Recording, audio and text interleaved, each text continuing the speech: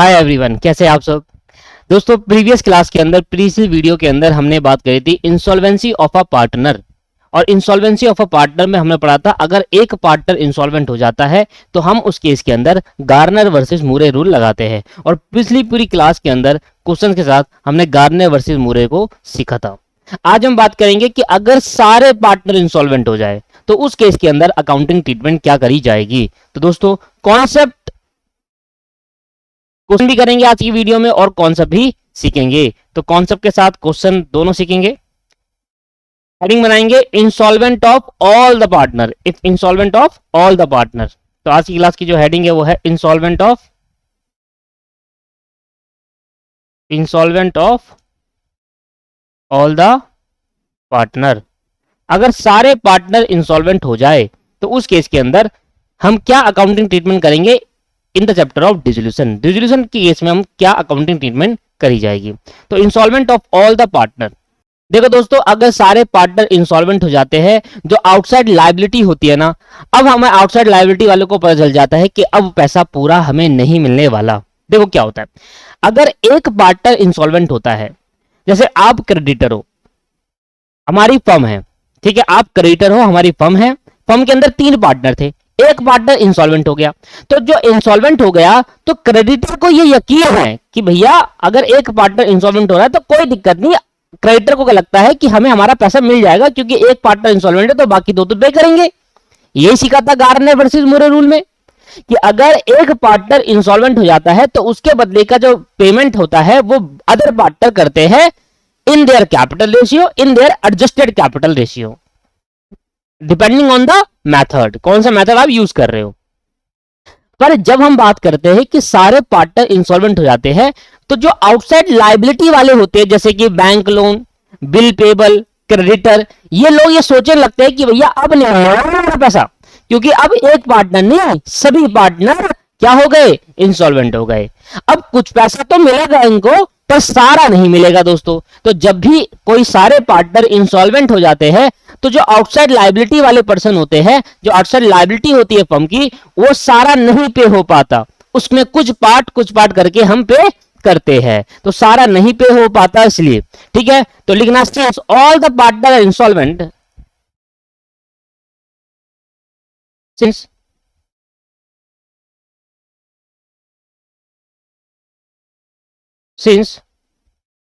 all the partner are insolvent, since all the partner are insolvent,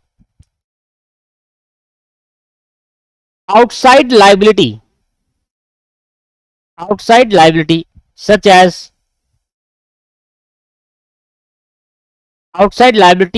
as bank loan, creditor, ये सब। तो outside liability such as creditor, bank loan, outside liability दोस्तों बहुत होती है पर मैं 2 लिख रहा हूं अभी, एक्सेट्रा लिख देता हूं, ठीक है। Can not expected to be paid in full, can not expected to be paid in full, can not expected to be paid in full. तो दोस्तों, जब कभी भी सारे पार्टनर इंसॉल्वेंट हो जाते हैं तो आप ये समझ लीजिएगा कि जो आउटसाइड लायबिलिटी होती है, जैसे कि क्रेडिटर, जैसे कि बैंक लोन, तो इनका पैसा अब पूरा पे नहीं हो पाएगा। अगर एक पार्टनर इंसॉल्वेंट होता है तो हाँ, इनको यकीन रहता है कि भाई हमें, क्रेडिटर वालों को यकीन रहता है कि हमें तो पैसा मिल जाएगा दोस्तों, क्योंकि अगर एक इंसॉल्वेंट है तो उसके बदले का पेमेंट बाकी तो करेंगे as per Garner versus Moore rule. But जब सारे इंसॉल्वेंट हो गए तो अब पैसा कौन देगा। तो अब जितना रियलाइज हो रहा है उनकी प्राइवेट एसेट से उतना कर लो, जितना एसेट बेचकर रियलाइज हो गया उतना कर लो, उनकी प्राइवेट एसेट बेचकर रियलाइज हो गया उतना कर लो। और अगर फिर भी नहीं हो पा रहा, फिर भी लायबिलिटी नहीं चुक रही, तो फिर भूल जाओ दोस्तों। क्लियर है नहीं है। तो ऐसे केस के अंदर जब सभी पार्टनर इंसॉल्वेंट हो जाते हैं तो ऐसे केस के अंदर जो आउटसाइड लायबिलिटी होती है उसमें ये एक्सपेक्टेशन हो कि आपको अब पूरा पैसा नहीं मिलने वाला। इसलिए दोस्तों, अब क्योंकि आउटसाइड लायबिलिटी वालों को पूरा पैसा नहीं होगा due to insolvent of all the partner. Single partner में ये एक्सपेक्ट नहीं करते, पर सभी पार्टनर जब इंसॉल्वेंट हो जाते हैं तब ये एक्सपेक्ट कर लो कि अब जो लायबिलिटी है, आउटसाइड लायबिलिटी है, आउटसाइड बोल रहा हूं, लायबिलिटी के अंदर कैपिटल भी आ जाता है। अब जो आउटसाइड लायबिलिटी वाले पर्सन है जिनको पैसा देना है, वो एक्सपेक्ट कर लीजिए कि अब उनको फुल पेमेंट नहीं होगी, पर कुछ पार्ट ऑफ पेमेंट जरूर होगी। क्योंकि दोस्तों पूरी पेमेंट नहीं होगी, इसलिए जब हम आउटसाइड लायबिलिटी को रियलाइजेशन के क्रेडिट साइड में बेचकर क्लोज करते थे, अब वो नहीं करेंगे, क्योंकि क्लोज करने का फायदा नहीं है दोस्तों। क्लोज करने के बाद हम उसको सेटल करते थे और फुल पेमेंट से सेटल करते थे, पर यहां पर तो पेमेंट फुल हो ही नहीं रही। तो इस केस के अंदर हम अपनी आउटसाइड लायबिलिटी को अब रियलाइजेशन अकाउंट से क्लोज नहीं करेंगे। समझ में आ रहा है? तो एक नया पॉइंट यहां पर सीखने को मिलता है। ठीक, तो सेकंड पॉइंट लिखेंगे यहां पर आप, in such a case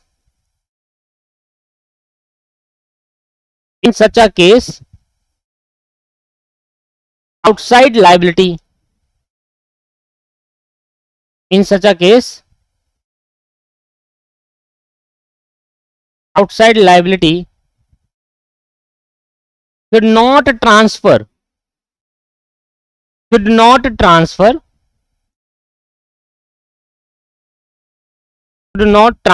to realization account, should not transfer to realization account.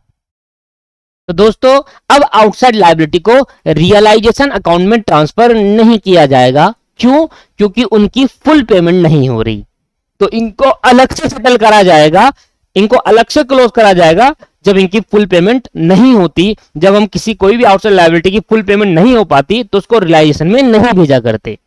तो ये बात ध्यान रखना, जब सारे पार्टनर इंसॉल्वेंट हो जाएंगे तो बैलेंस शीट में जो लायबिलिटी साइड में आउटसाइड लायबिलिटी दिखेगी, such as creditor, bank loan, उसको अब हम रियलाइजेशन में नहीं भेजेंगे क्योंकि उनकी पेमेंट पूरी नहीं होगी।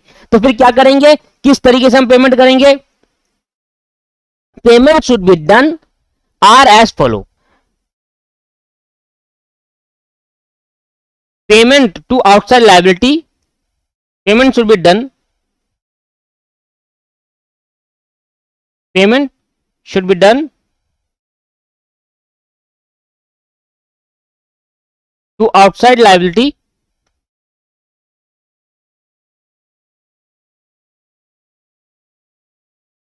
are as follow। ध्यान दीजिएगा कैसे पेमेंट करी जाएगी इनकी। सबसे पहले है ना, हम पैसा कलेक्ट करें। देखिए कैसे पेमेंट करेंगे। सबसे पहले लिखेंगे भाई हमारे पास आउटसाइड लायबिलिटी कितनी है, तो लिखेंगे आउटसाइड लायबिलिटी। मैं आपको एग्जांपल कराऊंगा तो और क्लियरली समझ में आ जाएगा आपको। ठीक है, पहले आप फॉर्मेट डाल लो। आउटसाइड लायबिलिटी हमारे पास मान लो ये रही, ठीक है, कुछ अमाउंट है आउटसाइड लायबिलिटी। अब सबसे पहले क्या करेंगे, अपनी एसेट्स को बेचेंगे। एसेट को बेचकर जो पैसा रियलाइज होगा उससे अपनी लायबिलिटी चुकाएंगे। एसेट्स को बेचकर जो पैसा रियलाइज्ड होगा उस अपनी लायबिलिटी चुका दो। ठीक है, आउटसाइड लायबिलिटी जितनी भी होगी वो चुका दो। अभी भी आउटसाइड लायबिलिटी बचेगी।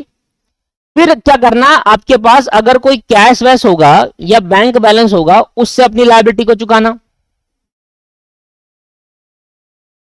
अगर अभी भी आपकी लायबिलिटी नहीं चुक पाती, आपने अपना कैश बैलेंस भी यूज कर लिया सारा, आपने एसेट को बेच भी दिया, उससे जो पैसा आया उससे लायबिलिटी चुकाई, तब भी नहीं पूरी हो पाई, कैश बैलेंस बच गया तब भी पूरी नहीं हो पाई, अब क्या करेंगे, अब प्राइवेट एसेट बेचेंगे। किसकी?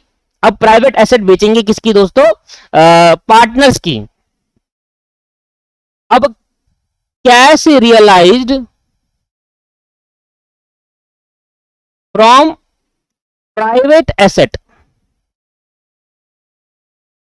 Of a partner, private assets, private asset ना बोल के स्टेट बोलो, स्टेट में सब आ जाता है, private states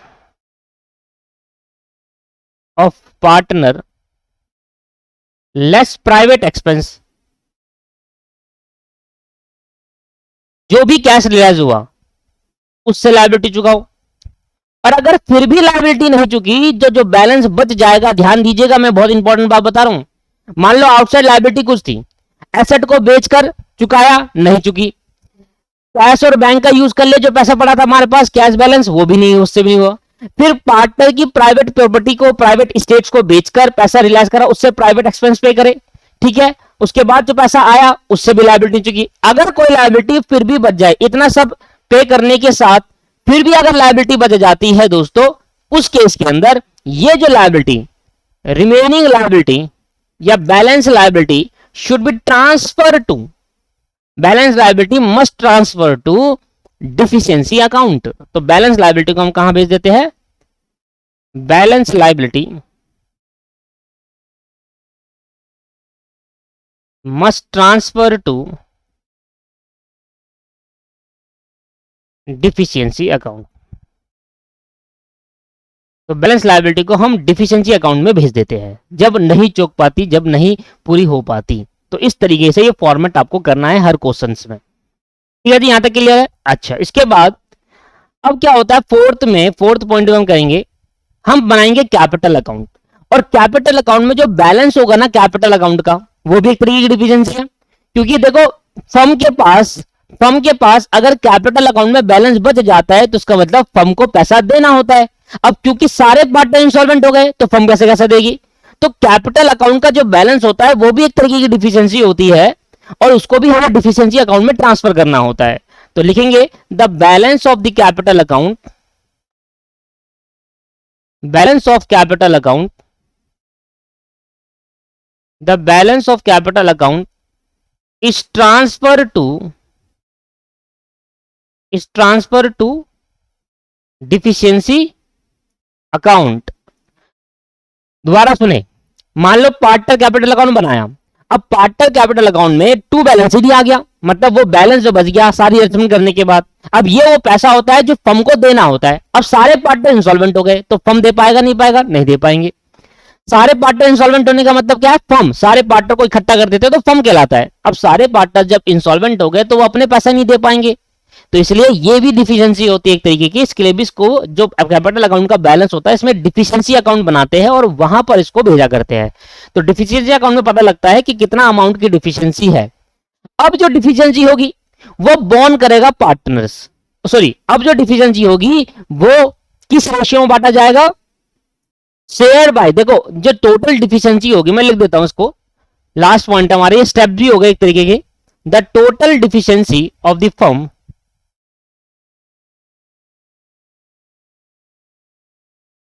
the total deficiency of the firm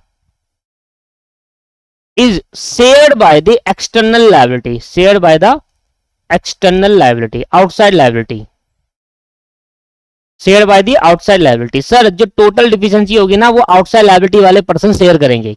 share करने का मतलब ये नहीं है, शेयर करने का मतलब ये हुआ कि जैसे कि आपको 30,000 रुपए मिलने थे, भाई मान लो कि आपके पास 30,000 रुपए आपको देने हैं, तो 30,000 में से आपको पूरे 30,000 नहीं मिलेंगे। जैसे आप एक आउटसाइड लायबिलिटी हो गए क्रेडिटर 30,000 के, मैं भी एक आउटसाइड लायबिलिटी हो गया बैंक लोन 60,000 का, तो हम दोनों में जो रेशियो होगी उस रेशियो में डिफिशियंसी बोन करेंगे, हमें उतना उतना कम पैसा मिलेगा, ये मतलब हुआ। नहीं समझ में आया? कोई बात नहीं, मैं एक एग्जांपल कराऊंगा आपको, उससे आपको चीजें क्लियर होती हुई नजर आएगी। ठीक है, एग्जांपल के लिए मेरे लिए रुक जाओ। ठीक, तो total deficiency of firm will be share by the outside liability, outside liability, ठीक है, in the ratio of their outstanding amount, in the ratio of their outstanding amount.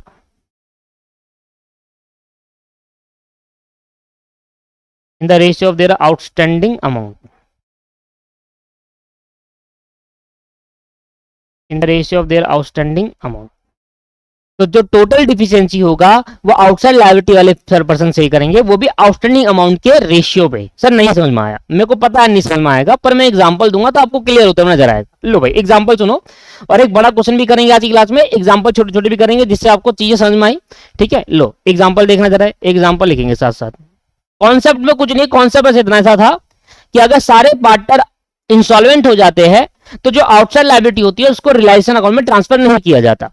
Asset को बेचकर होने वाला पैसा, कैश और बैंक जो हमारे पहले से पड़ा है, और प्राइवेट एसेट को बेचकर होने वाला पैसा, इन सभी को इकट्ठा करके लायबिलिटी को चुकाया जाता है। अगर फिर भी लायबिलिटी बच जाती है तो उसको एक डिफिशियंसी अकाउंट में ट्रांसफर किया जाता है।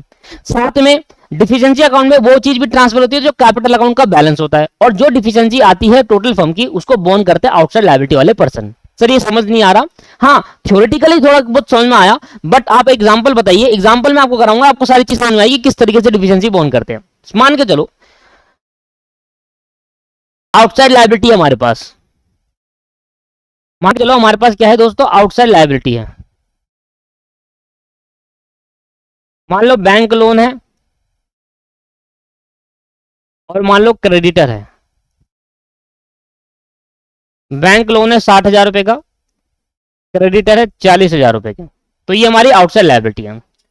हमारे पास एसेट्स भी है, हमारे पास एसेट्स भी है, एसेट्स भी है हमारे पास 1 लाख रुपए की। हमारे पास कैश बैलेंस भी पड़ा हुआ है बैलेंस शीट में पहले से 10,000 रुपए का, कैश बैलेंस पड़ा है 10,000 रुपए का, ठीक है, ये हमारी एसेट्स है, कैश बैलेंस पड़ा है। अब जो एसेट रियलाइज्ड हुई है मैं आपको बता देता हूं, asset realized at B 60,000, 1 lakh की एसेट 60,000 रुपए में रियलाइज हुई है। 1 लाख की एसेट कितने में रियलाइज हुई है? 60,000 रुपए की, ठीक है जी, ठीक है। All partner are insolvent, all the partner are insolvent, सारे पार्टनर इंसॉल्वेंट हो गए। तो मुझे बताओ how much amount received by creditor, how much amount is received by creditor और how much amount is received by bank loan. ऐसे नहीं, ऐसे नहीं कह रहा है, कैलकुलेट करो, ऐसे लिखो, calculate how much amount of liability is settled, how much amount of liability is settled, कितने अमाउंट की लायबिलिटी सेटल करी जाएगी। अब ये आपको पता है जब सारे पार्टनर इंसॉल्वेंट हो जाते हैं तो ये जो जितनी लायबिलिटी है, टोटल लायबिलिटी मुझे कितने दिख रही है? 1 लाख रुपए की आउटसाइड वाली, ये पूरी 100% सेटल नहीं होगी।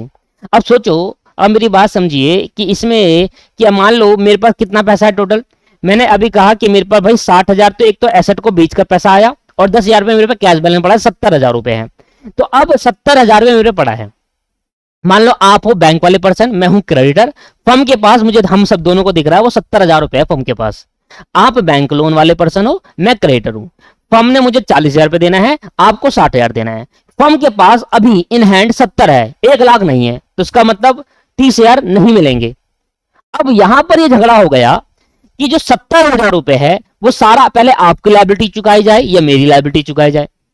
अगर दोस्तों यहां पर आउटसाइड लायबिलिटी और पार्टनर की लायबिलिटी होती तो पक्का पहले आउटसाइड लायबिलिटी वालों को चुकाया जाता है फिर पार्टनर की, पर यहां पर आउटसाइड लायबिलिटी है दोनों, बैंक लोन भी एक आउटसाइड लायबिलिटी है और क्रेडिटर भी एक आउटसाइड लायबिलिटी है। मैंने आपको बताया था कि लायबिलिटी का सेटलमेंट कैसे होगा दोस्तों, लायबिलिटी का सेटलमेंट इस तरीके से होता है कि पहले आउटसाइड लायबिलिटी वालों को पे किया जाता है, फिर पार्टनर ने अगर कोई लोन दे रखा है, पार्टनर्स ने अगर कोई लोन दिया फर्म को वो पे किया जाता है, उसके बाद पार्टनर का जो भी आपके पास कैपिटल है वो पे किया जाता है। तो इस तरीके से प्रोसेस में पेमेंट होती है दोस्तों। मैं वही कह रहा हूं कि पहले पेमेंट आउटसाइड लायबिलिटी वालों को होगी। अब यहां पर दो आउटसाइड लायबिलिटी है, अब पहले बैंक वालों को पेमेंट करे या पहले क्रेडिटर को पेमेंट करे, ये कोई नहीं कर सकता, इसमें कोई डिफरेंस नहीं, क्योंकि दोनों ही आउटसाइड लायबिलिटी है।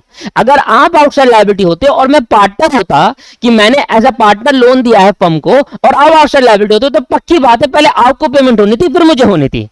समझ रहे हो कि पहले पेमेंट किसको होगी? पहले आउटसाइड लायबिलिटी वाले को होती है, फिर दूसरे पर्सन को होती है। पार्टनर की लोन, पार्टनर ने अगर लोन दिया था वो होती है, और उसके बाद पार्टनर की कैपिटल की पेमेंट होती है। उसके बाद जो प्रॉफिट बच जाता है वो बढ़ता है, अगर बच जाता है तो।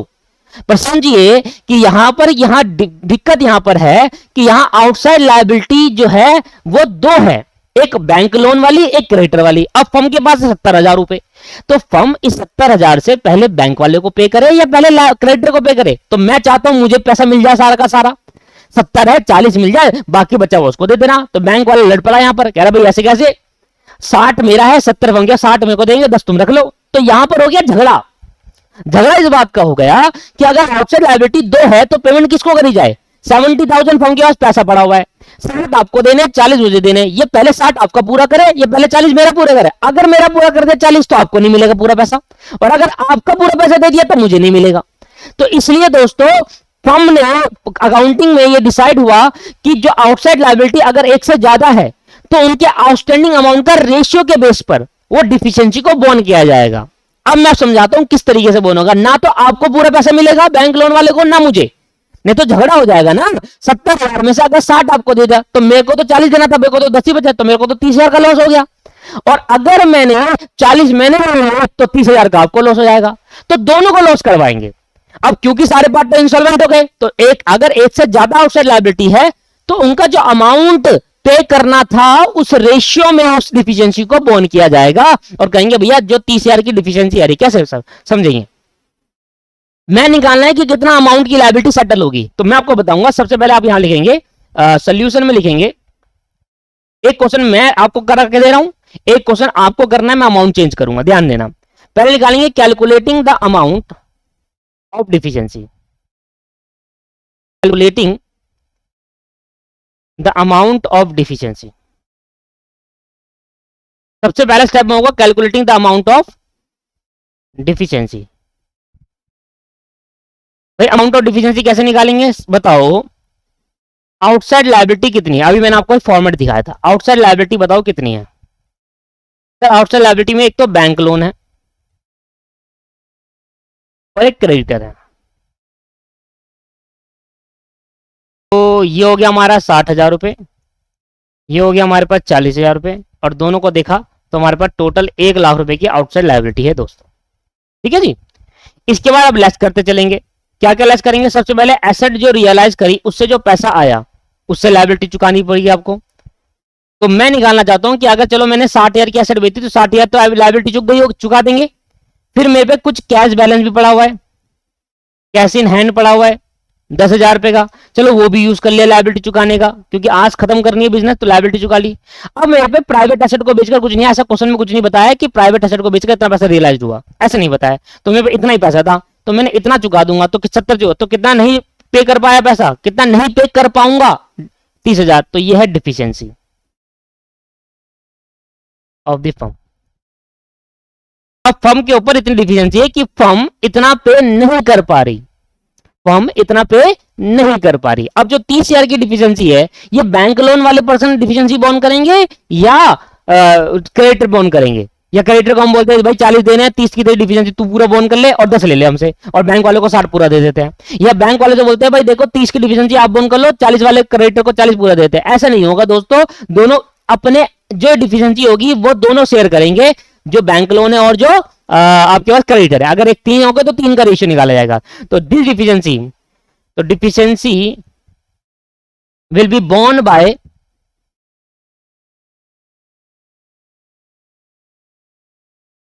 Deficiency of 30,000 will be borne by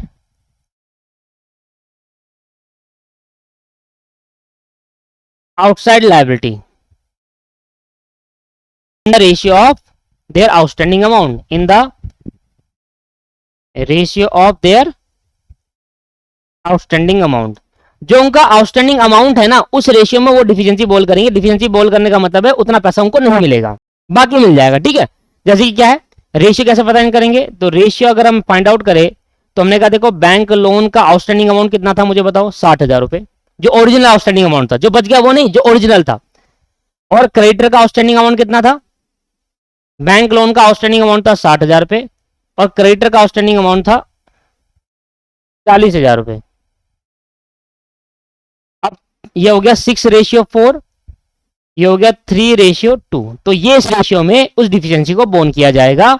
तो भैया बैंक लोन वाला कितना डिफिशियंसी बोन करेगा,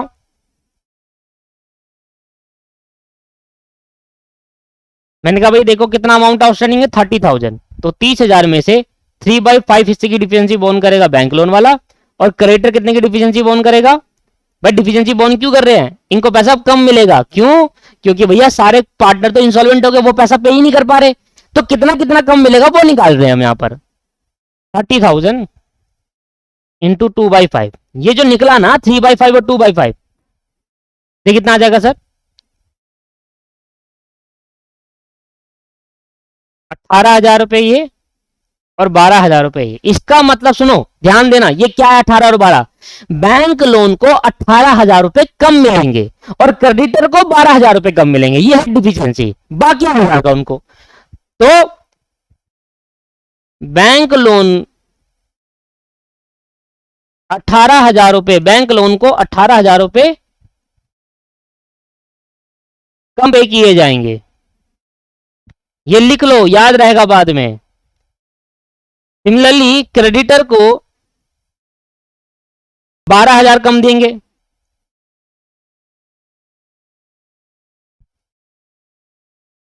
समझाया?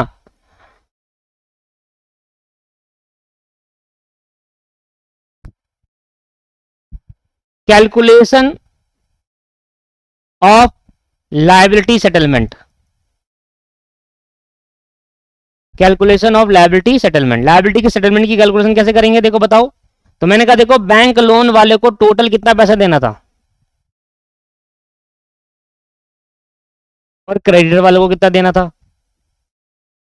तो जी बैंक वन का टोटल आउटस्टैंडिंग अमाउंट कितना था, टोटल आउटस्टैंडिंग अमाउंट, जिसमें से इन्होंने कितनी डिफिशियंसी बॉन्ड करी।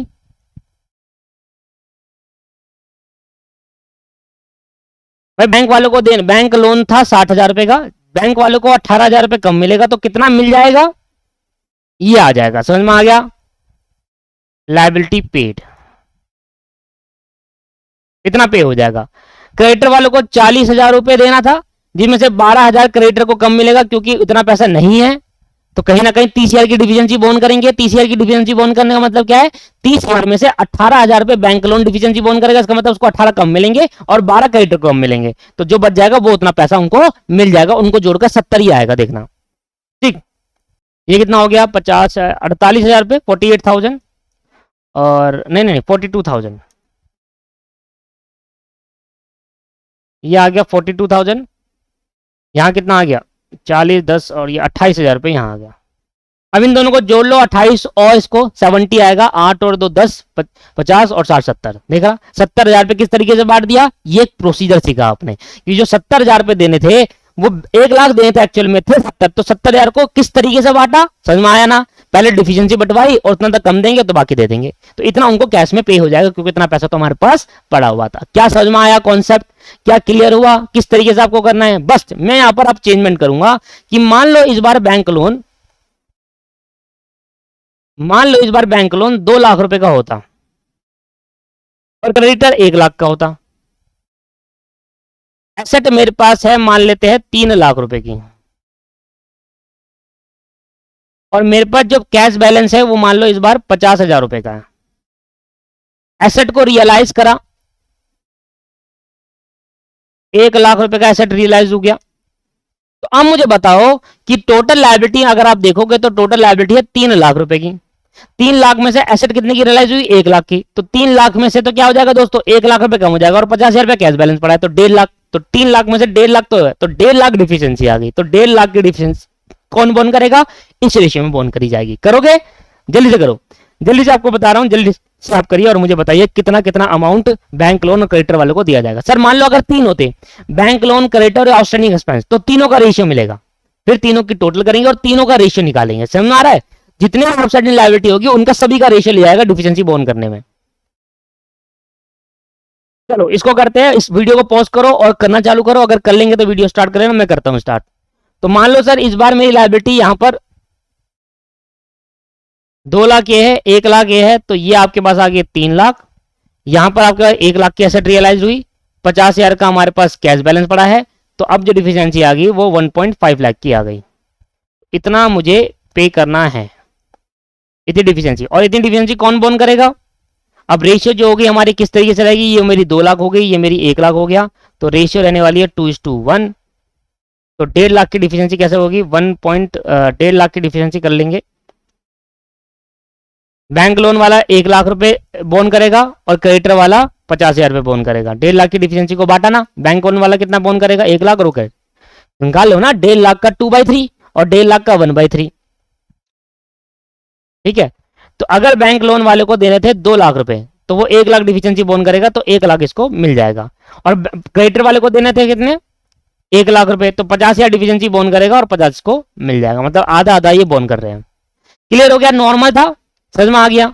तो जो मैंने एग्जांपल आपको बताया है, ये प्रोसीजर मैंने बताया है, पर ये तो प्रोसीजर है, ये तो मैंने बता दिया कि किस तरीके से कैलकुलेशन होगी। पर जब हम एक क्वेश्चन, आप बड़ा क्वेश्चन करेंगे, उस बड़े क्वेश्चन में हम देखेंगे किस तरीके से हम अकाउंटिंग ट्रीटमेंट करेंगे और किस तरीके से हम डिफिशिएंसी अकाउंट बनाएंगे, किस तरीके से पार्टनर कैपिटल अकाउंट बनाएंगे, किस तरीके से रियलाइजेशन अकाउंट बनाएंगे, तो वो देखते हैं। तो एक क्वेश्चन करते हैं दोस्तों, मैं आपको स्क्रीन पर दिखाता हूं। सामने देखिए क्वेश्चन कुछ इस तरीके से आपको दे रखा है, और ये क्या था, देखो मैंने जो क्वेश्चन, मैंने जो आपको एग्जांपल दिया था ना, वही इसी क्वेश्चन का एग्जांपल था। जैसे कि मैंने ये जो एग्जांपल आपको प्रोवाइड करा,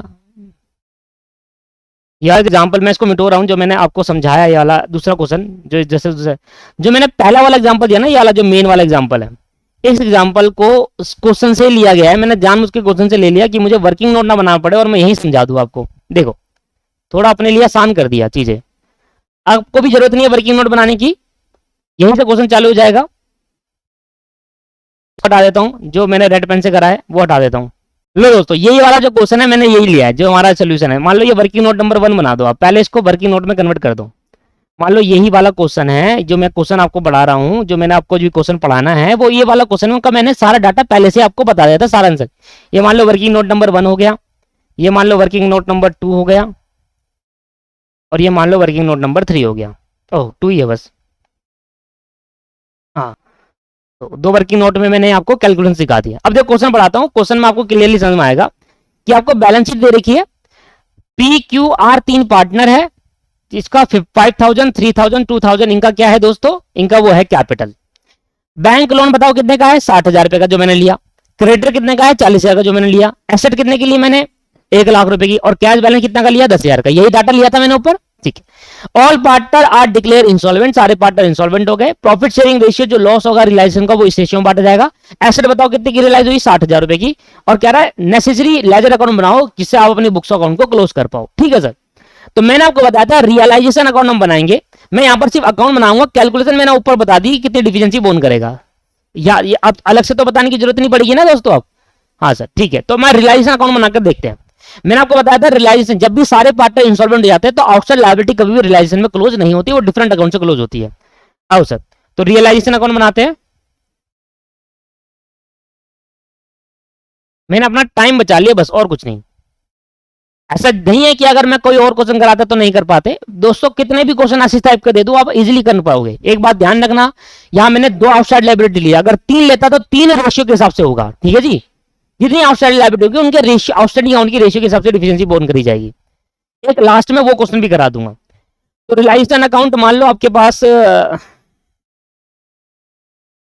अब रिलाइजेशन अकाउंट में सिर्फ और सिर्फ क्या जाएगा दोस्त, एसेट जाएगी, लायबिलिटी नहीं जाएगी। मैंने आपको बता दिया था कि अगर सारे पार्टनर इंसॉल्वेंट हो जाते हैं तो लायबिलिटी रिलाइजेशन अकाउंट में सेटल नहीं होती।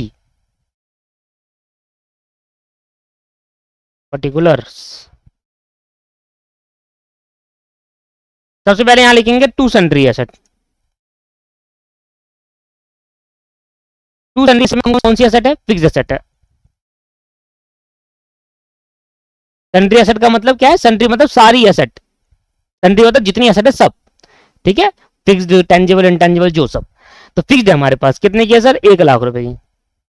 अब यहां लिखा करते थे बाय सन्ड्री लायबिलिटी, पर वो नहीं लिखेंगे। जिन case of insolvent of all partner, हम लायबिलिटी को रिलाइजेशन अकाउंट में ट्रांसफर नहीं करते, ये बात समझना जरूरी है। बस क्या कर दो, टू बैंक अकाउंट से कैश रियलाइज कर दो, सॉरी एसेट रियलाइज कर दो,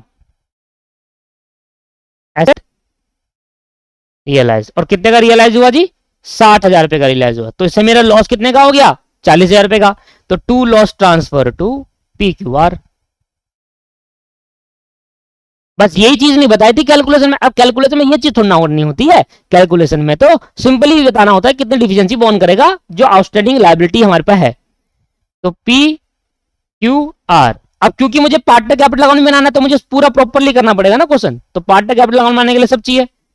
1,00,000 रुपए की भाई एसेट थी, और उस 1,00,000 की एसेट को मैंने कितने का बेच दिया, 60,000 रुपए का बेच दिया। तो इसका मतलब 40,000 का जो लॉस है वो कौन बियर करेगा, वो पी क्यू आर बियर करेंगे इन द रेशियो ऑफ 532, 532 की रेशियो में, जो कि आ गया सर 20,000,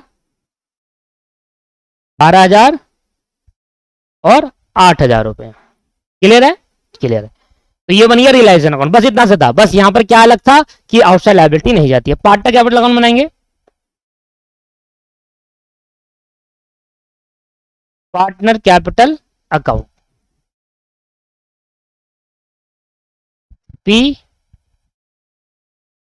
क्यू आर, पी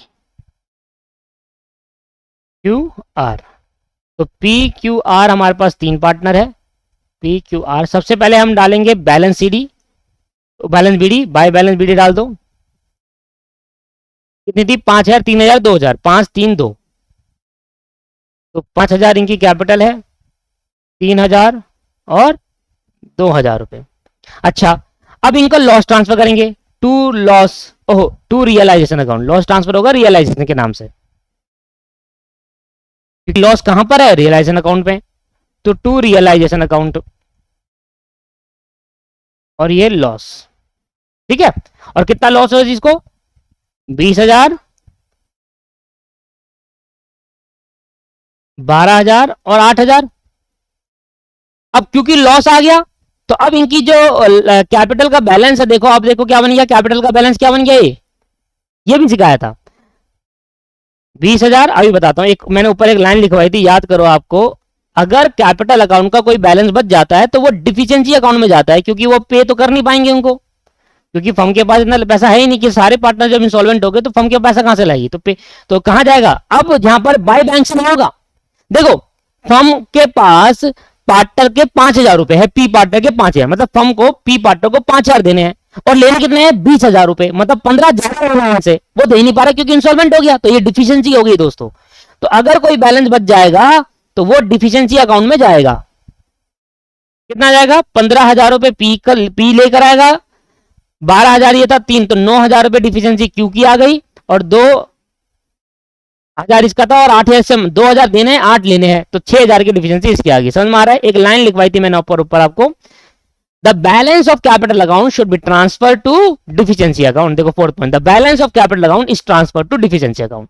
क्योंकि डिफिशियंसी अकाउंट क्यों? क्योंकि भैया पार्टनर से लेना है, फर्म ने पार्टनर से लेना है भाई, 5,000 रुपए का पार्टनर को देना था, पी को 5,000 फर्म ने देने हैं, और लेने कितने हैं? लास्ट के 20,000, तो 5 तो काट लेंगे, तो 15 और लेकर आप पी से बोल रहे हैं। तो कह रहा जी हमारे पास तो है नहीं, उसने हाथ खड़े कर दिए, कह रहा इंसॉल्वेंट। बस फर्म के पास पैसा नहीं आया, जब फर्म के पास पैसा नहीं आया तो फर्म क्या देगी आगे? इसलिए क्रेडिटर और इसका इफेक्ट, जब सारे पार्टनर इंसॉल्वेंट हो जाते हैं, इसका इफेक्ट आउटसाइड लायबिलिटी वालों को पड़ता है, क्योंकि उन्होंने पैसा दिया होता है। अब जब पार्टनर पैसा नहीं देते तो वो हाथ खड़ा कर देते, तो आउटसाइड लायबिलिटी वाले कहते हैं भाई अब कहां से लाए पैसा, क्योंकि पार्टनर नहीं दे तो कौन देगा, है ना। जब पार्टनर ही फर्म को नहीं दे पा रहे तो फर्म कैसे पे करेगी हमें? तो ये जो डिफिशियंसी आती है, इसको, ये जो पैसा पार्टनर से लेना होता है और पार्टनर इसको पे नहीं कर पाते ड्यू टू इंसॉल्वेंट, तो इसको डिफिशियंसी अकाउंट में ट्रांसफर कर देते हैं। क्लियर हो गया? नहीं हो गया? चलो, इसके बाद मैं आपको बनाऊंगा डिफिशियंसी अकाउंट। इसके हम बनाएंगे डिफिशियंसी अकाउंट।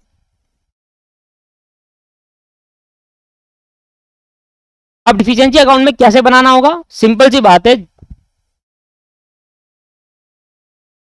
अच्छा, डिफिशियंसी अकाउंट बनाने से पहले हम बनाएंगे बैंक अकाउंट और बैंक लोन अकाउंट और क्रेडिटर अकाउंट, क्योंकि फिर वहां से भी तो कुछ पैसा डिफिशियंसी अकाउंट में जाएगा। जो जो पैसा नहीं पे कर पा रहे वो डिफिशियंसी में जाएगा, क्योंकि जैसे अभी बताया था मैंने ऊपर कि 18,000 रुपए का डिफिशियंसी कौन बंद कर रहा है? बैंक। और 12,000 की डिफिशियंसी कौन बंद कर रहा था? वो। तो ये भी डिफिशियंसी अकाउंट में ट्रांसफर होता है, ये भी लिखवाया था मैंने ऊपर, अभी दिखाऊंगा वो भी। बैंक लोन, जो जो मैंने ऊपर बातें लिखवाई है वो सारी बातें कवर होगी। देखो, बैंक लोन कर लेते हैं पहले।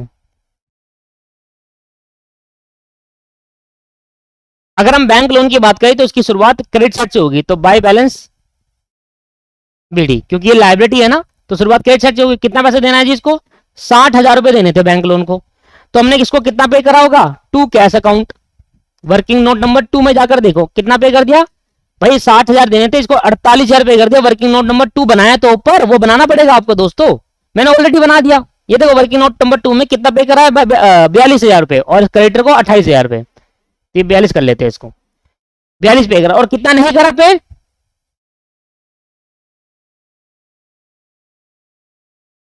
तो भैया देखो 60 पे करना था, 42 आपने पे कर दिया, तो 18,000 आपने पे नहीं करा, तो ये अमाउंट 18,000 रुपए किसको नहीं मिला?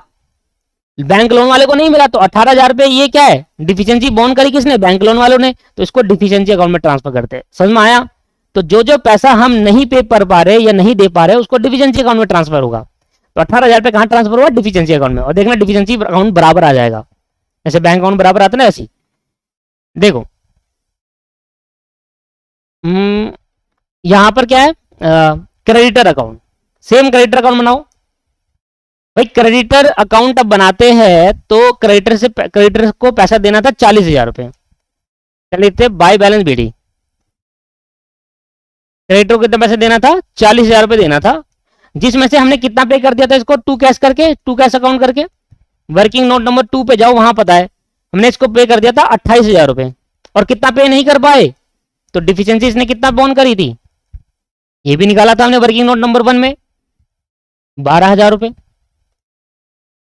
बराबर आ गया भाई। 40 देने थे और हमने इसको 28 दे दिया, 12 नहीं दे पाए, तो 12,000 रुपए इसका लॉस हो गया, क्रेडिटर को नहीं मिलेंगे भाई। और क्या, भूल जाओ। क्यों दिया आपने पैसे ऐसे पार्टनर्स को जिसको जो इंसॉल्वेंट हो गए बेचारे? सोच समझ कर पैसा देना था। बनाएंगे डिफिशिएंसी अकाउंट। अब जहां जहां डिफिशिएंसी अकाउंट, अगर आपका डिफिशिएंसी अकाउंट बराबर आ गया तो समझ लेना आपका आंसर सही है। क्यों दोस्तों? क्योंकि भैया जितने पार्टनर पैसा नहीं लेकर आए उतने की तो डिफिशिएंसी अराइज होगी। एक बात तो पता है, जो भी फर्म को पे करना होता है वो पार्टनर ही पे करेगा इन हैंड। भले फर्म के पॉइंट ऑफ व्यू से पे कराया था तो पे तो पार्टनर ही करते हैं। फर्म तो किसकी है? पार्टनर की है। वो तो भाई बिजनेस एंटिटी कॉन्सेप्ट की वजह से हम अलग अलग करते हैं। वैसे तो देखा जाए फर्म और पार्टनर एक ही होते हैं ना प्रैक्टिकली, और अगर अकाउंट में देखा जाए तो वो दोनों अलग अलग ट्रीट करते हैं। अब मुझे बताओ कि डिफिशिएंसी कहां पर आया? देखो एक डिफिशिएंसी आया था यहां पर कि भाई पार्टनर कैपिटल अकाउंट की वजह से डिफिशिएंसी आई, तो पी ने कितना नहीं दिया? पी ने 15, 9 और 6 है, तो यहां पर लिखेंगे टू कैपिटल अकाउंट। जब पी ने अपने 15,000 नहीं दिए, क्यू ने अपने 9,000 नहीं दिए और आर ने अपने 6,000 नहीं दिए दोस्तों, तभी तो 30,000 रुपए की डिफिशिएंसी है। अगर ये दे देते, अगर ये पैसा दे देते तो क्रेडिटर को भी पूरा पैसा मिल जाता। भाई 30,000 की डिफिशिएंसी आई क्यों? क्योंकि भाई पी को 15,000 देने थे लॉस का, क्यू को भी देना था, आर को भी देना था, वो नहीं दे पाए क्योंकि इंसॉल्वेंट हो गए। अगर वो दे देते तो डिफिशिएंसी तो ना आती, क्योंकि इन्होंने नहीं दिए। भाई पी ने 15 नहीं दिए, क्यू ने इतने नहीं दिया, आर ने दिया, टोटल कितना नहीं दिया? 30,000। और अब चेक कर लो 30,000 की डिफिशिएंसी है। बाय बैंक लोन किससे ट्रांसफर हुआ डिफिशिएंसी? बैंक लोन की कितनी डिफिशिएंसी ली इसने? 18,000 रुपए की। और बाय क्रेडिटर ने कितनी डिफिशिएंसी ली? 12,000 रुपए की। आप चेक कर लो, जितना पैसा पार्टनर ने नहीं दिया उसी की डिफिशिएंसी अराइज होती है। ये लो आया समझ में? बस इधर ये समझना था कि जो 30,000 रुपए पार्टनर नहीं दे रहे, ये 30,000 की डिफिशिएंसी आउटसाइड लायबिलिटी वाले किस रेशियो में बांटेंगे। तो मैंने बोला जितना अमाउंट उनका आउटस्टैंडिंग था उस रेशियो में बांटेंगे। आया समझ में? तो जो डिफिशिएंसी होती है वो आउटसाइड लायबिलिटी वाले उस रेशियो में बांटते हैं जो उनका आउटस्टैंडिंग अमाउंट रहता है। अगर ये 3 होते तो 3 के हिसाब से बांटते। क्लियर हुआ या नहीं हुआ? ठीक। अब अगर आप बैंक अकाउंट बनाना चाहते हो तो वो भी बना सकते हो। बैंक अकाउंट भी बराबर आएगा। देखना जितना पैसा हमें आया था, हमारे पास था, वो सारा पैसा खत्म हो चुका हो। नेसेसरी लेजर अकाउंट बनाना है तो नेसेसरी में बैंक अकाउंट भी आ गया। तो सबसे पहले लिखेंगे टू बैलेंस बीडी 10,000 रुपए। और अगर आप देखो तो रियलाइजेशन अकाउंट के क्रेडिट साइड में कैश बैलेंस था या बैंक था, तो यहां पर टू रियलाइजेशन, क्योंकि वहां एसेट रियलाइज हुई थी, तो रियलाइजेशन में बैंक क्रेडिट हो रहा है तो बैंक अकाउंट में रियलाइजेशन क्रेडिट होगा। एसेट रियलाइज कितना? मैंने बैंक लिख दिया, वैसे कैश लिखना है क्योंकि हर जगह कैश ही शो कर रहे हैं, तो कैश कर दो इसको, कैश अकाउंट। और एसेट कितने की रियलाइज हुई थी याद है आपको? 60,000 रुपए की हुई थी आई थिंक, है ना? 60,000 की। तो टोटल पैसा मेरे पे कितना आया था बैंक में? टोटल पैसा कितना था? 70। अच्छा, बैंक में टोटल 70,000 रुपए आ गया हमारे पास। अब 70,000 रुपए में से मैंने बैंक लोन वाले को कितना पैसा चुकाया? तो बाय बैंक लोन वालों को 42,000 चुका दिया। बाय क्रेडिटर इसको 28,000 चुका दिया, इसको 42,000 चुका दिया, और खत्म हो गए 70,000 रुपए। ठीक है सर, क्या समझ में आया आपको क्लास? क्या आपको समझ में आया? लॉजिक वगैरह सब क्लियर? आपको क्लियर ही हो गया कि किस तरीके से अगर एक पार्टनर इंसॉल्वेंट होता है तो कैसे करते हैं, प्रीवियस वीडियो में सीखा, और अगर सारे पार्टनर इंसॉल्वेंट हो जाते हैं तो कैसे करते हैं, इस वीडियो में सीखा। क्लियर है या नहीं है? समझ में आ गया ना आपको पूरा कॉन्सेप्ट आज की क्लास का? तो दोस्तों आज की क्लास में मैंने आपको पूरा अच्छे से कॉन्सेप्ट क्लियर करवा दिया। एक एंट्री और होती है डिफिशिएंसी की। वो एंट्री कैसे पास होती है? देखो एक एंट्री होती है, जनरल एंट्री अगर पास करने को बोलता है तो आप एक एंट्री पास कर सकते हैं, जनरल एंट्री। देखो बैंक लोन मैं पूरा खत्म करूंगा, मेरी लायबिलिटी कितनी थी बैंक लोन की, 60,000 रुपए की, ठीक है। और क्रेडिटर की लायबिलिटी कितने की थी मेरी, 40,000 रुपए की। तो पूरा खत्म होगा, बैंक लोन 60,000 से, क्रेडिटर 40,000 से पूरा खत्म किया जाएगा। और मेरा कैश कितना गया, 70,000, कैश कितना गया 70,000 रुपए। और बाकी अमाउंट किसने बॉन्ड करा, बाकी अकाउंट की डिफिशियंसी, मतलब वो पैसा जो नहीं दे पाए, कितना 30,000 रुपए। समझ में आया, देना कितना था 1,00,000 रुपए, 70 दे दिया, 30 नहीं दे पाया। अब एंट्री करते हैं कि जो 30,000 रुपए देना था उसमें से बैंक लोन वालों ने कितनी डिफिशियंसी ली और उसने कितने ली, ठीक है सर। तो आप इसको इस तरीके से भी कर सकते थे, ये एंट्री इस तरीके से भी हो सकती थी, दो एंट्री मिलाकर हो सकती थी। कैसे, एक तो ये एंट्री करते कि बैंक लोन अकाउंट डेबिट, ये थोड़ी डिटेल एंट्री हो जाती, नीचे वाली जो एंट्री कर रहा हूं ये डिटेल एंट्री हो गई क्योंकि इसका मैंने अलग अलग शो कर दिया। टू डिफिशियंसी प्लस साथ में इसके साथ ये भी होगी बैंक लोन, तो सिंगल एंट्री हो गई, ये डिटेल एंट्री हो गई, bank loan creditor account debit to cash. तो वो कह रहा है कि कितना अमाउंट की डिफिशियंसी थी, मैंने कहा भाई देखो 18,000 की डिफिशियंसी, देखो भाई 18,000 तो यहां पर आ जाएगा, 12,000 की डिफिशियंसी इसनी, टोटल डिफिशियंसी अराइज हुई 30,000 रुपए की, ठीक है। ये 30,000 का आ गया। और पैसे कितना मिला, 42 इसको मिला और 28 इसको मिला और टोटल पैसा हो गया 70,000 रुपए। देखो अब मैं इस वाली एंट्री और ऊपर वाली एंट्री को देखो इकट्ठा देखोगे तो मैंने मर्ज कर दी थी, इन दोनों को मर्ज कर दिया 60, इन दोनों को मर्ज कर दिया 40, कैश पूरा 70 और डिफिशियंसी पूरी 30, ठीक है। और ये वाली एंट्री भी कर सकते हो, तो ये वाली एंट्री ज्यादा अच्छी है नीचे वाली, क्योंकि इसमें डिटेल एंट्री होती है, पर इसमें आपको दो एंट्री पास करनी पड़ेगी, एक कैश की पेमेंट की और एक डिफिशियंसी अराइज करने की। क्लियर है नहीं है, समझ में आ गया, क्लियर है। चलो तो यहां पर ये वाला कॉन्सेप्ट आज मैंने आपको खत्म करा, मैंने इंस्टॉलमेंट का कॉन्सेप्ट क्लियर करवा दिया आपको। दोस्तों एक कॉन्सेप्ट और है जो मुझे आपको सिखाना है, बहुत अच्छा कॉन्सेप्ट है, एक नया कॉन्सेप्ट जो आपको अच्छी चीज सीखने को मिलेगी इस कॉन्सेप्ट से। होपफुल चाहे अच्छा है, सीख लो, 2 मिनट है। देखो क्या होता है, कॉन्सेप्ट का नाम है return of premium, return of premium to a partner, to a partner on dissolution, to partner on dissolution before expiry of term, before expiry of term. सब मतलब नहीं आया समझ, मैंने समझाया नहीं तो मतलब कैसे समझ में आएगा, बट बड़ा अच्छा कॉन्सेप्ट है, मैं आपको बताऊं तो ये एक बार आप देखिए, सुने जरूर। देखो क्या होता है, एक पार्टनरशिप फर्म थी, ध्यान सुनना, एक पार्टनरशिप फर्म थी, जिस पार्टनरशिप फर्म में दो पार्टनर काम करते थे, ए एंड बी, ठीक है। इन्होंने क्या करा, मिस्टर सी एक पर्सन थे जिन्होंने इनको एडमिट कर लिया एज अ पार्टनर, एडमिट कर लिया, एडमिटेड एज अ पार्टनर। अब आपको पता है जब मिस्टर सी एडमिट होंगे वो दो चीज लेकर आते हैं, पहला तो मिस्टर सी एडमिशन होने के टाइम पे एक तो लाएंगे premium for goodwill, premium for goodwill, और दूसरी लेकर आएंगे कैपिटल। मान लो ये प्रीमियम फॉर गुडविल कैपिटल लेकर आए 2 लाख रुपए की, और प्रीमियम फॉर गुडविल लेकर आए मान लो 1 लाख रुपए की, ये प्रीमियम फॉर गुडविल लेकर आए। अब जरा ध्यान सुनेगा, अब यहां पर जो एक नए कॉन्सेप्ट की कहानी है वो ये है कि जब भी कोई पार्टनरशिप फर्म किसी एक पार्टनर को एडमिट करती है फॉर अ फिक्स्ड पीरियड, सुनना क्या बोला मैंने, जब भी कोई पार्टनरशिप फर्म किसी नए पार्टनर को एडमिट करती है as a partner for a fixed period of a time, जैसे कि भाई इन पार्टनरशिप फर्म वाले पर्सन ने बोला, ए और बी, कहा मिस्टर सी तू हमारी कंपनी हमारी फर्म का एज अ पार्टनर बन जा, पर 5 साल तक तुझे हम पार्टनरशिप बना के रखेंगे, 5 साल बाद तुझे जाना होगा, 5 साल के लिए तुम्हारी फर्म का पार्टनर बन सकता है।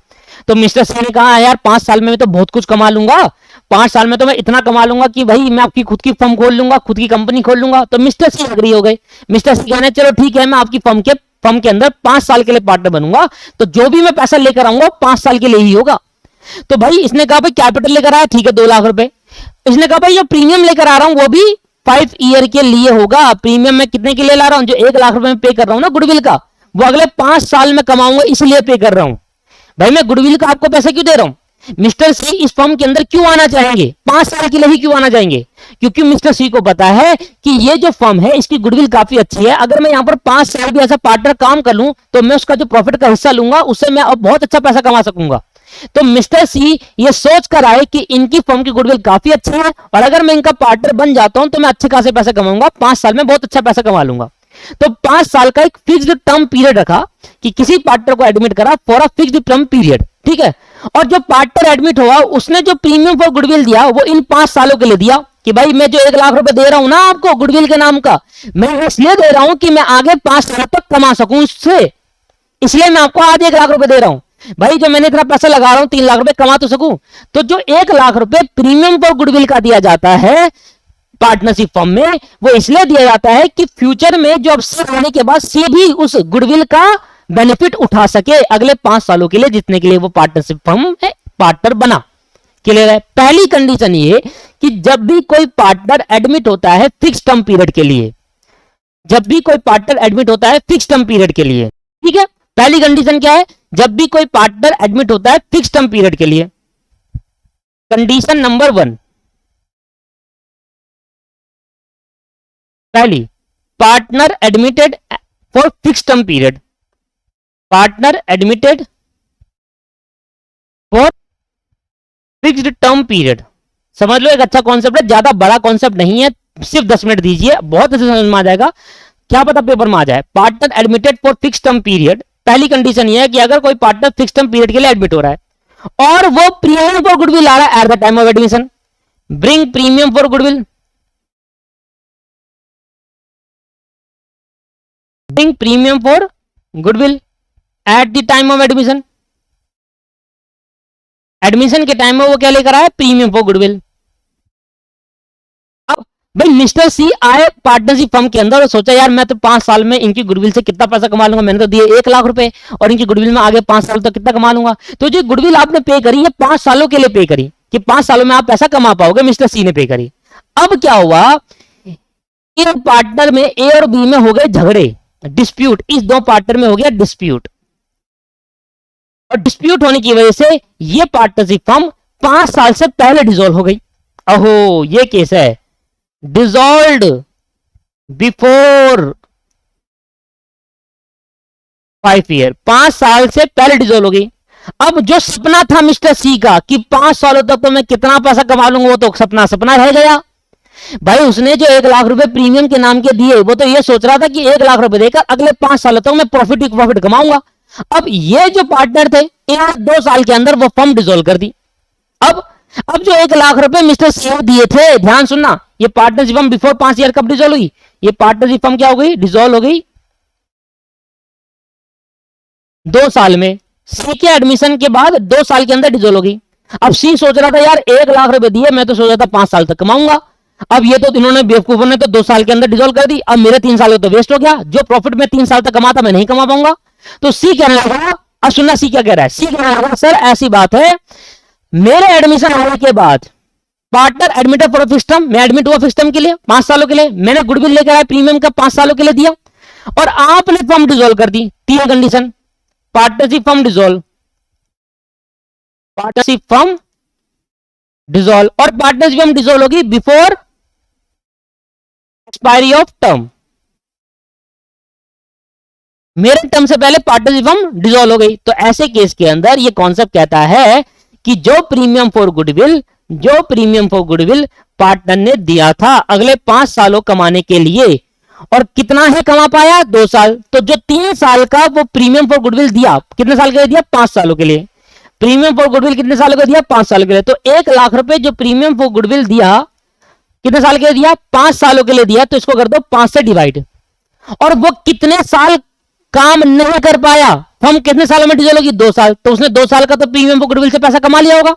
भाई गुडविल का पैसा दिया, प्रीमियम फॉर गुडविल लेकर आया, क्या सोचकर कि भाई आज मैं इनको चलो गुडविल का पैसा दे दूंगा पर अगले 5 साल में इनकी गुडविल से कमाऊंगा, क्योंकि इन्होंने तो पहले से मेहनत करी हुई थी, तो इनकी गुडविल से मैं अगले 5 साल कमाऊंगा। पर 2 साल ही कमा पाया, 3 साल नहीं कमा पाया, तो कह रहा भाई मेरे 3 साल के पैसे मुझे वापसी करो। जो ये कहता है, नया पार्टनर कहता है कि भाई जो मैंने प्रीमियम पर गुडविल दिया था ना आपको 1 लाख रुपए, वो ये सोच कर दिया था कि मैं अगले 5 साल कमा पाऊं, तो मैं कमा 2 साल पाया, 2 साल ही कमा पाया।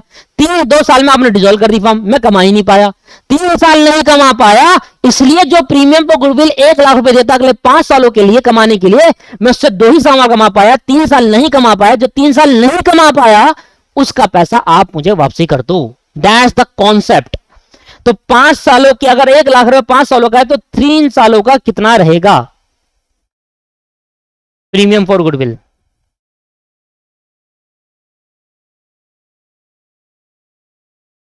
मुझे पता जरा कितना होगा? 60,000 रुपए। तो कह रहा है जी देखो यार ये 60,000 रुपए आप मुझे वापसी कर दो। ये 60,000 रुपए क्या करना पड़ेगा? प्रीमियम रिटर्न करना पड़ेगा टू पार्टनर। और ये प्रीमियम कब रिटर्न करना पड़ता है? जब 3 कंडीशन सेटिस्फाई हो रही हो। 3 कंडीशन। प्रीमियम और गुडविल का प्रीमियम तभी रिटर्न करना पड़ेगा जब 3 कंडीशन सेटिस्फाई हो रही हो। पहली, पार्टनर को एडमिट करा गया फिक्स टर्म पीरियड के लिए, पार्टनर जो एडमिट हुआ वो प्रीमियम फॉर गुडविल लेकर आया, और before expiry of term partnership firm dissolve हो गई। तो जितना काम वो नहीं कर पाया उतने पैसे उसको वापसी देने होंगे। कॉन्सेप्ट का नाम समझो, return of premium to a partner. वो पैसा गुडविल का जो पार्टनर ने दिया था, अब उसको हम क्या कर रहे हैं? रिटर्न कर रहे हैं पार्टनर को, क्योंकि डिसोल्यूशन एक्सपायरी ऑफ टर्म से पहले हो गया। अगर 5 साल में डिसोल्व होता फिर कुछ पैसा नहीं करते, क्योंकि वो पैसा नहीं कमा पाया भाई। प्रीमियम को गुडविल दिया, अगले 5 साल कमाने के लिए तुम 2 साल काम करो, डिसोल्व कर दी। मैं 3 साल का क्या हुआ भाई? मैंने क्यों दिया वो 1 लाख रुपए? दो मुझे वापसी मेरे 3 साल के पैसे 60,000 रुपए जो बनता है वो आओ वापसी ले जाएगा। कॉन्सेप्ट क्लियर हुआ? नहीं हुआ क्लियर? पर इनकी कुछ एक्सेप्शन भी है। एक्सेप्शन क्या है? एक्सेप्शन मतलब कि इन केसेस के वजह से अगर डिसोल्यूशन हुआ, नीचे दिए गए केसेस की वजह से अगर डिसोल्यूशन हुआ, तो उस केस के अंदर पार्टनर को पैसा रिटर्न नहीं किया जाएगा। एक्सेप्शन का मतलब क्या हुआ? लिख देते हैं, नीचे दिए गए केसेस, नीचे दिए गए केसेस की वजह से अगर डिसोल्यूशन होता है,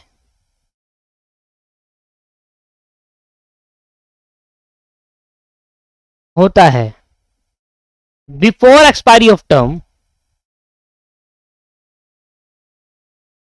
तो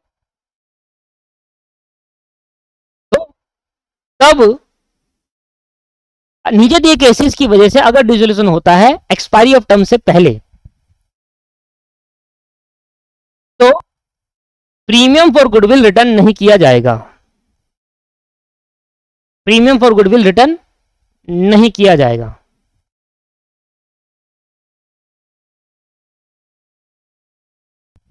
प्रीमियम फॉर गुडविल रिटर्न नहीं किया जाएगा। एक्सेप्शन का मतलब समझ में आया? एक्सेप्शन मतलब कि भाई प्रीमियम फॉर गुडविल रिटर्न कर देंगे अगर डिसोल्यूशन हो जाए बिफोर एक्सपायरी ऑफ टर्म, पर नीचे दिए गए केस में अगर डिसोल्यूशन हो जाए तो तब भी प्रीमियम फॉर गुडविल रिटर्न नहीं किया जाएगा। कब? कौन सा ऐसा केस है जब डिसोल्यूशन हो जाता है? जैसे कि पहला केस हो गया, if the firm dissolve, the firm is dissolve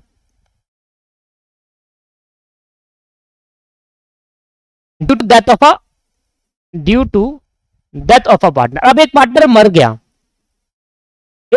मर गया, बेचारा। अब ये पार्टनर मरना क्या भाई कोई वो था, सर्टेन था? नहीं भाई, जानबूझकर डिसॉल्व कर रहे तो ये तो गलत बात है। पर एक पार्टनर मर गया तब डिसोल्यूशन हो गया, तब सर्टेन है, तब नहीं करेंगे वापसी भाई।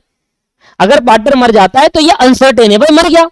अब जानबूझकर करा होता तो तुम कहते यार जानबूझकर डिसॉल्व कर दिया, पैसा खा गए मेरा।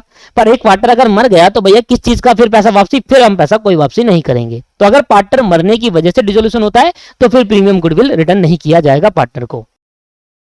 दूसरा, there is no agreement, there is no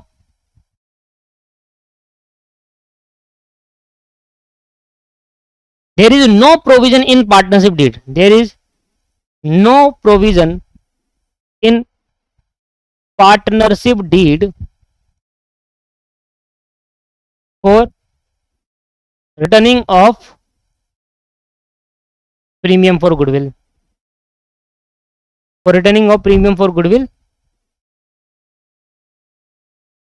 at the time of dissolution। वो कह रहा है भाई डिसोल्यूशन के टाइम में अगर पार्टनर से डीड में ऐसा नहीं लिखा कि भाई प्रीमियम फॉर गुडविल के बारे में कुछ नहीं लिखा हो कि भाई वापसी करेंगे नहीं करेंगे, मतलब कि भाई पार्टनरशिप डीड में लिखा हुआ है, पार्टनरशिप डीड में ऐसा कुछ नहीं लिखा हुआ, सॉरी पार्टनरशिप डीड में ऐसा कुछ नहीं लिखा है कि प्रीमियम फॉर गुडविल भी वापसी करा जाएगा, तो नहीं करा जाएगा। मतलब डिसोल्यूशन के टाइम में अगर ऐसा होता है तो लिखा होना चाहिए डीड के अंदर कि हाँ अगर डिसोल्व टर्म से पहले कर दी तो पार्टनरशिप ने जो पार्टनर ने प्रीमियम दिया था वो रिटर्न हो जाए, ऐसा डीड में लिखा होगा तभी वापसी होगा।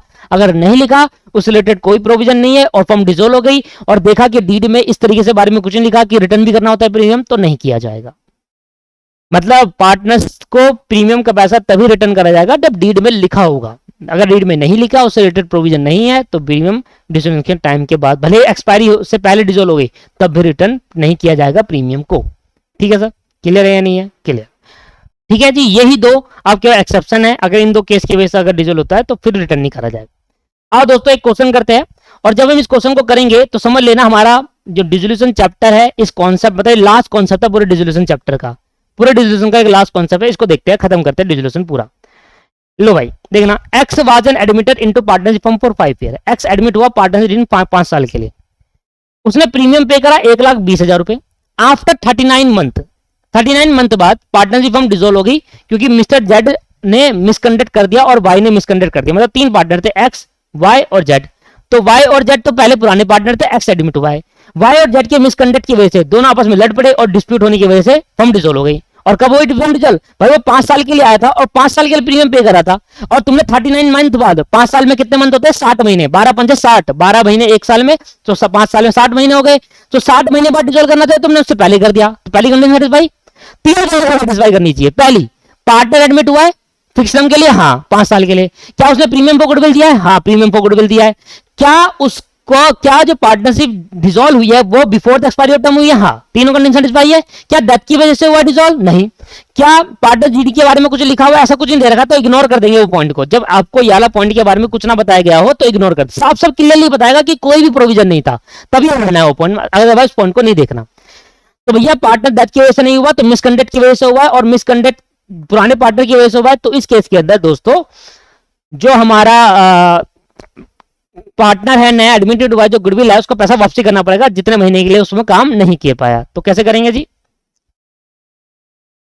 हाँ एक पॉइंट लिखेंगे, लाइन लिखेंगे यहाँ पर, सोल्यूशन में क्वेश्चन नंबर 30 कर रहे हैं और सोल्यूशन में एक लाइन लिखेंगे, वो लाइन लिखना कि all 3 condition will be satisfy. Then अगर 3 कंडीशन सेटिस्फाई होती है, ये लिखना होता है प्रोविजन। कैसे देखो, इस लिखने का तरीका है कि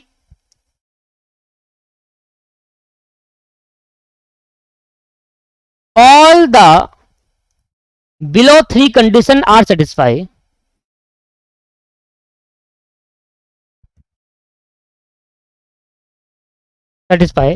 so in this case,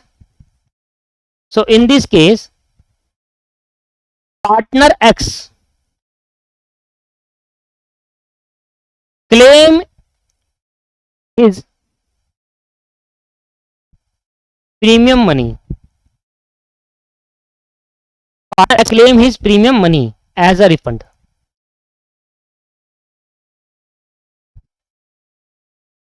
as a refund। तो अगर नीचे दी गई 3 कंडीशन सेटिस्फाई होती है तो पार्टनर अपना क्लेम कर सकता है रिफंड का। Partner is claim for premium money as a refund, refund के लिए क्लेम कर सकता है। अपनी यहाँ पर कोई इंग्लिश बनानी हो तो वो बना लीजिएगा।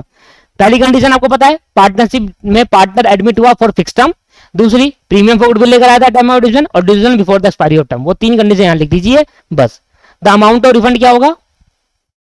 अमाउंट ऑफ रिफंड बड़ा सिंपल सा है, अमाउंट ऑफ रिफंड निकालने के बाद एक एंट्री पास करेंगे, देखना। अब ये जो रिफंड होगा वो कौन देगा? पुराने पार्टनर देंगे। Refund will be paid by old partner to the admitted partner. ठीक है जी। अमाउंट ऑफ रिफंड क्या होगा देखो बताना, 1,20,000 रुपए गुडविल लेकर आया, कितने महीने के लिए लेकर आता है? 60 महीने के लिए। और कितने महीने काम किया वो ने? कितने महीने काम नहीं करा? 39 करा तो 21 महीने काम नहीं करा, तो जितने महीने काम नहीं करा उतने के तो पैसे देगा। ठीक है जी। कितना आया ये आ गया सर आपका 42,000। तो 1,20,000 में से उसने 42,000 रुपए की गुडविल के लिए काम नहीं करा जो प्रीमियम भरा था, तो वो उसको वापसी कर दिया जाएगा। और कौन करेगा? पार्टनर। एंट्री होगी, जब पुराने पार्टनर वापसी करेंगे तो उनकी कैपिटल कम कर दी जाएगी, तो Y capital account debit, Z capital account debit. किसको देंगे ये? टू एक्स कैपिटल, क्योंकि भाई वो नया पार्टनर था, उसको पैसे रिफंड कर रहे हैं, तो उसकी कैपिटल अकाउंट को बढ़ा देंगे, और बढ़ाकर कैपिटल अकाउंट बढ़ाएंगे तो कैपिटल बढ़ जाएगा। तो एंड में जब डिजोल्व होता है तो पार्टनरशिप डिसोल्यूशन के टाइम में सारा पेमेंट होती है, तो उस टाइम पे कर देंगे। तो 42,000 रुपए मिलेंगे किसको, एक्स को। अब ये किस रेशियो में मिलेंगे, ये मिलेंगे प्रॉफिट शेयरिंग रेशियो में। कैसे मिलेंगे, प्रॉफिट शेयरिंग रेशियो, जो कि 3:2 दे रखा है क्वेश्चन के अंदर। वाई जेड और एक्स, गलत है ये, एक्स वाई और जेड, ये है उल्टा दे दिया, गलत है। एक्स वाई और जेड, एक्स को तो छोड़ दो, वाई और जेड का प्रॉफिट शेयरिंग रेशियो क्या हो गया, 3:2। तो 3:2 में बांट दिया जाएगा।